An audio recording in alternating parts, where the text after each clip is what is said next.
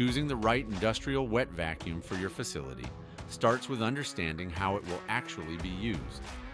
Different environments generate different types of wet waste, from coolant and metal chips in CNC machining, to slurry from concrete cutting, to liquid spills in manufacturing and maintenance areas.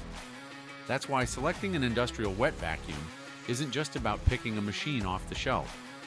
You need the right tank capacity to handle the volume of material, the right motor power to maintain consistent suction, and the right accessories to reach the areas where cleanup happens. A vacuum that's too small slows crews down. One without the right attachments or durability can struggle in demanding industrial environments. When the equipment matches the job, cleanup becomes faster, safer, and far more efficient.